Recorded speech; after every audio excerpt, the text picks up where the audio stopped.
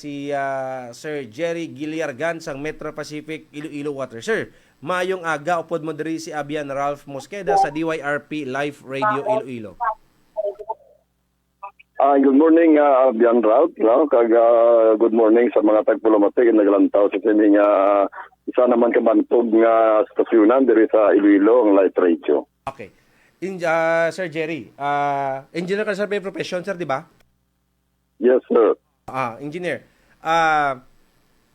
May mga naobra na kita subong nga 2024 kita naton ang iyo sini nga mga ginpang present ang mga tubo nyo kag makita ta do gamay na lang gid ang mga lugar naton nga nagatinubod bala kay may mga tubo kamo pag-islan pila na ka mga unused dira ang improvement sang Metro Pacific Iloilo Water. Unahon ta sir, ano ang mga significant nga nabuhi na obra naton sang 2024? Actually, no, madamo kita, no, i-note ko lang ang mga major activities namon. Yes, please. Nag-concentrate kita subong sa ginatawag naton nga service improvement projects kag sa reduction sa naton nga non-revenue water or systems loss. Ang aton mga proyekto is divided into 6 pillars, no, service expansion, service improvement, non-revenue water reduction, asset replacement, stage kag ang amon nga plant property and equipment. So nag-concentrate kita more sa service improvement, meaning ang mga tubo sa una nga mga daan na ginpang rehab naton, ginpang isla naton ni siya. Number 2, ang aton nga reduction sa non-revenue water, aggressive ang aton nga leak repair, no? Makita na niyo sa mga dalanon halin sa Palilla, Santa Barbara, and then going to city proper. Sa pag-reduce ang aton nga mga systems loss. Kag naghimo man kita sa mga pipe replacement projects naton. Agud nga ma-improve gid naton ang mga serbisyo tubig diri sa aton nga Pumuluyo.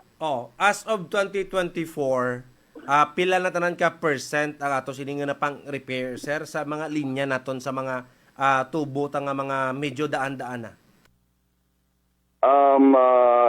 Hindi namon lang ma-quantify gid, no, exact nga percentage, but in terms of amount, no, we have incurred 235 million worth of projects na nagkinlain nga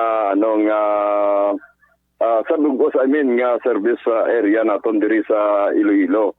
But nagka-focus kita, no, more sa diri sa city proper kag sa may Padilla nga area kay we have identified these lines nga na-install during American era pa nga mga tubo.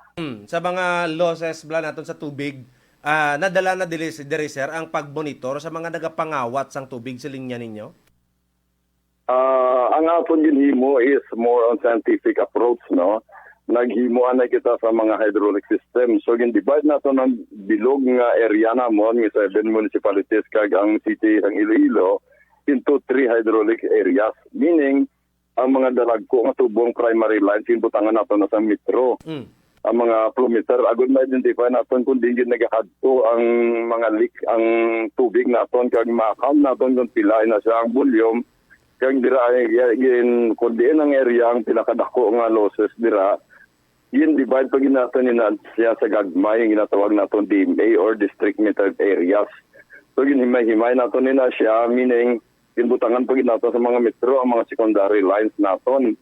Agad makonquer natin bala, ma-account natin kung pilagid losses sa sinang area. But silingon sa losses, no, kung pila ang ma-reading sa other meter, and then pila ang ma-reading naman sa mga metro sang konsumidores, ang difference na is losses. So hindi lang sila nga Shopyan approach nga ilisa naton ang mga linya, diri ang damo nga losses, kaya damo leak. So makitain na siya sa reading naton sa mga flow meters, kaya dira naga-concentrate ang aton nga proyekto sa pag-ilis na. So, amo na gilis nga tama kadasig ang pag-improve sa ato sining nga serbisyo tungod sa mga investment naton kag sa mga ginobra subong nga ma-monitor gid kun di nagakaladto ining mga nagakadula naton nga mga tubig. Kag sige siling mo kayo na no kung ma-monitor nato ng mga illegal or mga unauthorized nga mga tappings. Actually makita nato nila siya no kag ma-monitor naton based sa reading or sa non-revenue water naton nga ma-compute sa sinang certain areas. Kag ang ina siya no isa sa mga factors man sang pag-compute ng NRW amo na siya ang mga illegal connections, ang leaks, no? Kag ang isa man ang hindi sakto or inaccurate meter reading. Mga inaccuracy sa meter tungod nga daan ng mga metro, hindi accurate ang iyang reading. So, yun pang isla naton. We have replaced more than 20,000 na ka mga water meters since nag-start kita from 2019. Mm-hmm. So, nami ang mga programa sa subong nga 2024. Anong mga ginaluman, anong gina-expect sa ato sini nga mga konsumidor? Ano pag mga major nga mga infrastructures sang Metro Pacific Iloilo Water to improve dugang sa inyong serbisyo dire, sir? Actually, we have two major ongoing projects right now. There is ang ginatawag natin nga HS Haro Phase 1 and Phase 2 or hydraulic system for Haro, no? Phase 1 and Phase 2.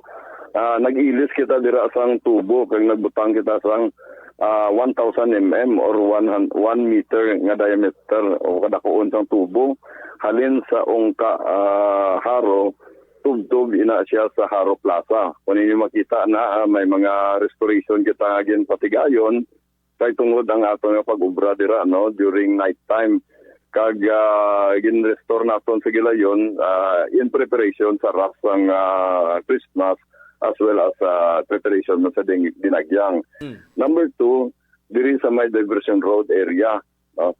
So may ara kita dira gin butang mga tubo that is 500 mm no. Tunga sa metrong yang kadakuon kan nakita naton ang diversion road is siya na sa commercial district no. Dako ang demand ng tubig para dira. So not only that, may ara kita nga future man nga mga projects nga pagapatigayon. Siguro mas start kita first quarter sang 2025. Ang isa dira rehabilitation no sang city proper phase 2. So kayo natapos na to ng phase 1 ang halos bugos nga city proper i-rehab na to ni nga linya. And then we have the Barangay Sinikway sa Lapos. And diri sa may halin sa Lapos sa Rizal pakadto sa Barrio Obrero. And we kay ina sa ang area daw problema gid ang supply dira sa tubig tungod nga daan na atong mga linya, magagmay damo na sang lake. Kag may mga occurrences dira sa last year sang ginatawag naton AGE or acute gastroenteritis nga mga pamalatian. Tungod nga wala sila sa makuhaan sang potable na supply sa tubig. Kag ang isa pa diri sa Q Abeto sa Mandurriao no. Magabutang kita dira sang another distribution line. So those projects no ang nga na subject for bidding ang iba na bid na and subject na lang for awards for sa ato nga contractor for the first quarter of 2025. So kung mapangkayon tanan na dira sa may area sa Barrio Obrero, dira sa may city proper, mga San Officer target nga mapatubdan gid sila dira nga maka-avail sang maayo nga kalidad sang tubig? Actually no kun aton lantawon ina nga mga areas no nagakinanglan pagid sang dako nga supply sang tubig no? By the way no ang na-earmark namon for 2025 is more than 1 billion sa mga infrastructure projects namon capital expenditures kag in order nga masabat ina nga kakulangan sa supply sang tubig ang by the way ang mga supplies ng tubig based lang sa ma-recover namon nga volume sa losses namon. Kag may ara kita ginapaabot nga desalination plant nga ipatindugon dira sa Barangay Enguri sa compound sang GBP or Global Business Power Corporation. So that is 65 MLD or 65 million liters per day nga supplies ng tubig. Halin sa dagat, i-convert naton ina siya into fresh water or potable water. Agod nga ma-supply naton particularly sa siyudad sang Iloilo. kag ang unang naigo dira of course ang distrito sa La Paz, Lapos, kagin siling naton kay gina sa Barrio Obrero nga area.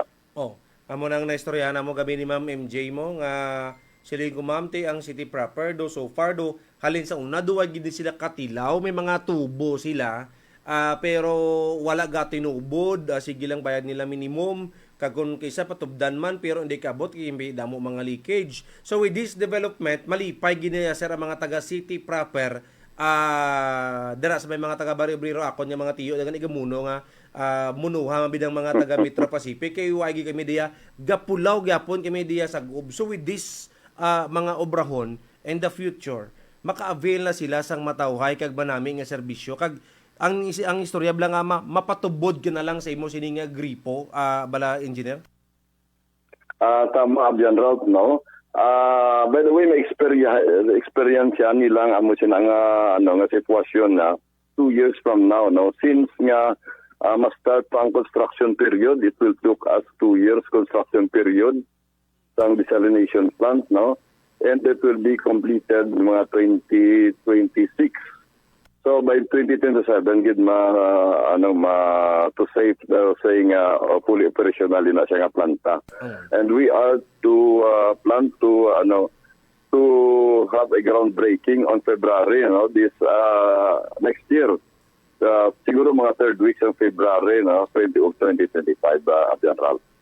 At least sir 2 years from now maka-prepare na sila sa ila sining nga mga plano ibanda sigurado na mapatindog ng mga apartments mo.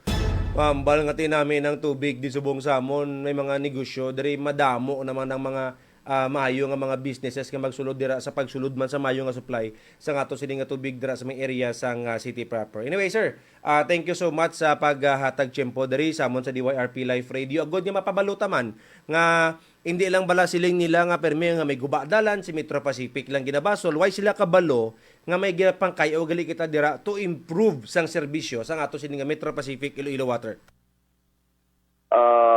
Matuod din na Abian Ralph kag salamat man sang inyong pagbulig sa amon being our partners pagpahibaloy sa aton mga pumuluyo kag nagapangayo man kami sang pasaylo sa mga pumuluyo naton special sa mga motorista kung inyo makita sa mga dalanon may mga board ups kita inatungod nga massive ang aton nga pag-repair sa mga leakages and that repair sometimes mga sa mga major streets naton kag ginabot pa nga naton nila sa sang board ups agud makita sa mga motorist naton kag ma-warningan sila kami mga excavation kita sa sinang area. And that is also in coordination with our partner ang the DPWH kag ang city government Abian Ralph. Okay. Saliwat, thank you so much engineer kag God bless kag mayong aga. Thank you good and good morning. Serbisyong makatao, responsable at totoo, life news.